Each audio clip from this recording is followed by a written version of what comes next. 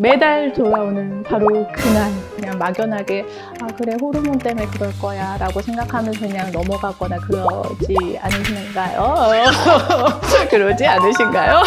어떤 질병이든 원인을 알아야겠죠. 거기에 대해서 말씀드려 볼게요.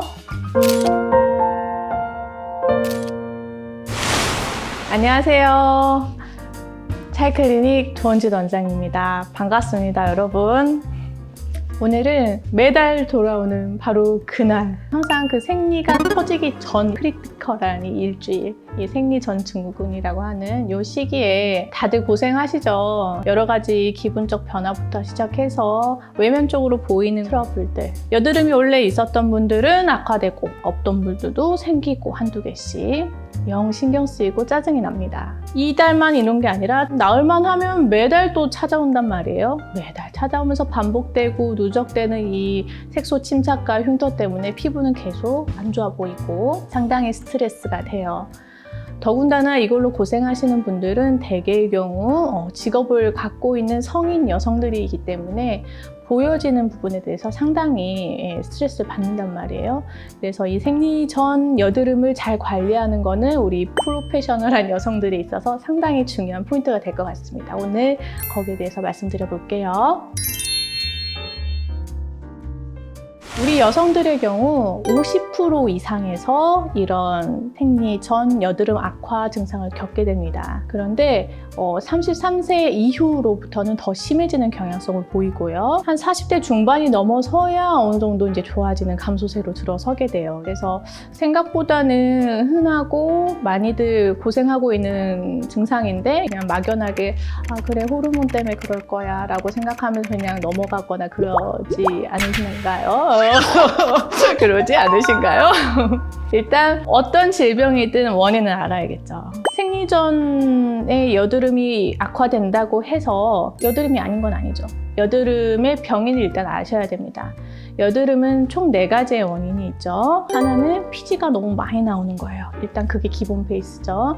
두 번째로는 과각질화되면서 모공이 막히게 되는 증상이 있고, 세 번째로는 여드름균이 거기서 집락을 이루는 거예요. 막 활성화돼요. 네 번째로는 피부에 염증이 악화가 됩니다. 이 4개가 여드름의 병인이에요. 그래서 여드름을 치료할 때도 이 4가지 원인을 치료하는 방향으로 진행을 하게 되죠. 일단 성인형 여드름이 생기는 거는 여성 호르몬인 에스트로겐과 남성 호르몬인 안드로겐 이 수치의 비율에 따라서 여드름이 악화되냐 마느냐가 좀 결정이 되는 경향이 있습니다. 그래서 이 안드로겐, 남성 호르몬의 수치가 좀 높은 분들일수록 여드름 악화되는 비율이 높고 평소 피부도 역시 여드름 때문에 고생할 가능성이 높죠. 그런데 이 특정한 상황에서 이 안드로겐 호르몬이 더 많이 증가할 수 있는데 대개의 경우는 스트레스죠. 이런 심리적인 스트레스가 있는 경우에 몸의 면역력이 떨어지게 돼요. 면역력이 떨어지면 피부 장벽의 회복성이라고 할까요? 피부 장벽이 튼튼하게 유지할 수 있는 이런 힘이 떨어지기 때문에 염증이 쉽게 전파되고 취약하게 됩니다. 그렇기 때문에 특정하게 좀 더 여드름이 잘 호발할 수 있는 상황이 되는 거죠. 그리고 사람에 따라 틀릴 수는 있지만 이 안드로겐 호르몬 자체가 좀 높이 발생할 수 있는 질환을 가지신 분들도 있어요. 다낭성 낭소 증후군이라든지 아니면 부신 자체의 질환 때문에 부신에서 형성되는 호르몬 중에 남성 호르몬이 특정하게 좀 많이 나온다든지 여러 가지 원인들이 있을 수는 있는데 그런 부분은 이제 담당하는 의사 선생님과 한번 체크를 해보실 필요가 있죠.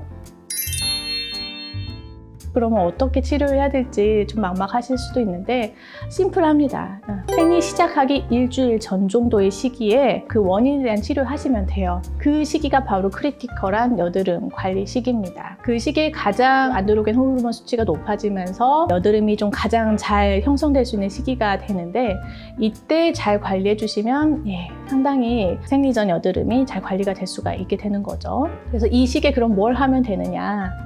1번은 각질 정리입니다. 각질이 없어야 모공이 막히지 않아요. 이 시기에 각질 정리를 하실 때는 항균 항염 기능이 있는 그런 제품들을 사용해 주시는 게 좋고요. 살리실산이라든지 아젤라익산이라든지 피지선까지 침투할 수 있는 그런 각질제를 사용해 볼 수 있겠죠. 2번, 피지 분비를 좀 잘 잡아줘야겠죠.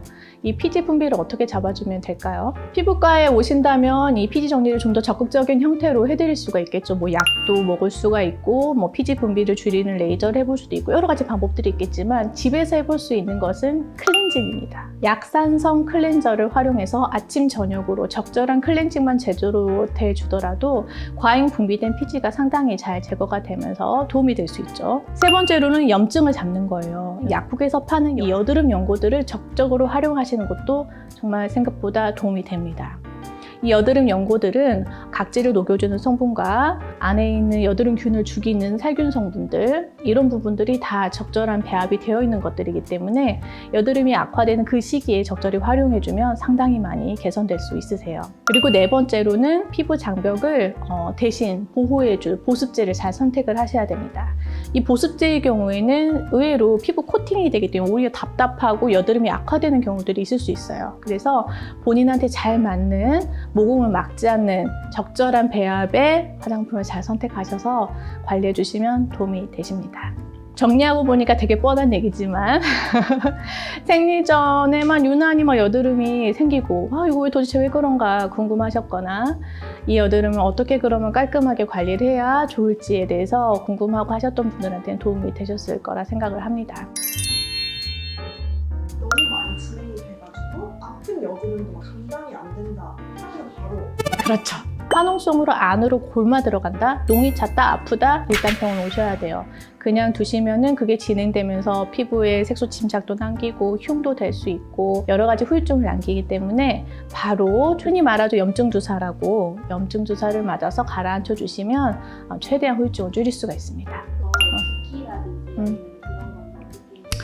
보통 이 염증 주사 같은 경우에는 이제 원액을 쓰진 않아요. 염증 주사에 쓰는 스테로이드는 피부에 잔류해서 남아있게 돼요. 바로 사라지지가 않거든요. 별 문제가 없으면 상관이 없는데 이게 강한 농도인 경우에는 피부 안에서 지방을 위축시켜서 피부 함몰이 일어날 수가 있습니다. 그래서 적절한 비율로 희석을 해서 사용하게 되고 그렇게 희석한 비율로 사용을 했을 때 염증이 다 안 가라앉을 확률도 있죠. 많이 골마 있을 경우에는.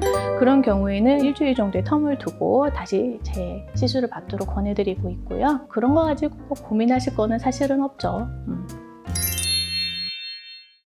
네, 생리 때도 피부가 반짝반짝 예쁘게 잘 유지가 되기 위해서는 나만의 루틴을 만들어라가 제 답입니다. 아까 잠깐 말씀드렸던 본인 생리 주기에 맞춘 그 크리티컬 타임에 제가 말씀드린 4가지 그 병인에 맞춘 치료를 적절하게 관리해 주시면 예쁘고 깔끔하게 피부를 유지하실 수 있을 거예요. 네, 오늘도 시청해 주셔서 정말 감사합니다. 차이스토리로 예뻐지세요.